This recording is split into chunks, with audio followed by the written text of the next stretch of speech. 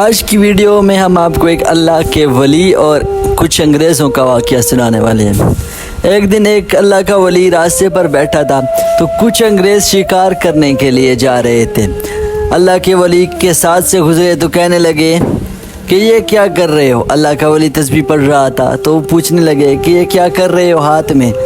یہ کیا چیز ہے؟ اس کے کیا فائدے ہیں؟ تو اللہ کے ولی خاموش بیٹھا رہا۔ انگریز بولے اس کے کیا فائدے ہیں؟ اللہ کا ولی پھر بھی خاموش بیٹھا ہے۔ اللہ کا ولی بولا کہ آپ نے جو ہاتھ میں چیز پکڑی ہوئی ہے اس کے کیا فائدے ہیں؟ انگریزوں نے گن پکڑی ہوئی تھی ہاتھ میں۔ ایک انگریز نے گن سامنے پرندہ بیٹھا تو گن سے پرندے کو مار گرایا اور کہا کہ اس کا یہ فائدہ ہے۔ اللہ کے ولی نے کہا ہے کہ میں بھی آپ کو بتاتا ہوں کہ میری اس ہاتھ میں جو میں تسبیح پڑھ رہا ہوں اس کا کیا فائدہ ہے، یہ میں بھی آپ کو دکھا دیتا ہوں۔ اللہ کے ولی نے اس پرندے کو جا کر اٹھایا اور اس سے اوپر سے تسبیح پھیری اور اسے کہا کہ جاؤ اڑ جاؤ۔ پرندہ زندہ ہو گیا اور اڑ کر چلا گیا۔ انگریزوں نے جب یہ ماجرا دیکھا تو بڑے حیران ہوئے اور سوچنے لگے کہ اس کا کیا فائدہ ہے، یہ کام ہم کیوں نہیں کر سکتے؟ تو اللہ تعالیٰ کے ولی کہنے لگا کہ یہ کام ہر کسی کا نہیں ہے۔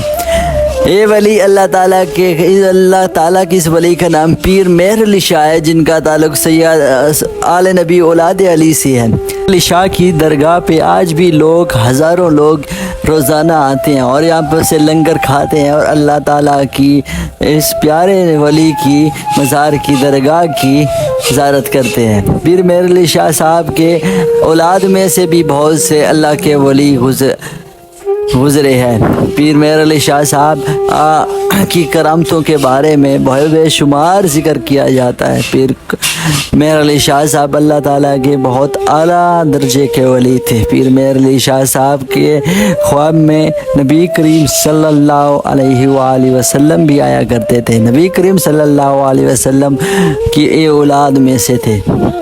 پیر مہر علی شاہ صاحب کا تعلق آل نبی اولاد علی سے ہے۔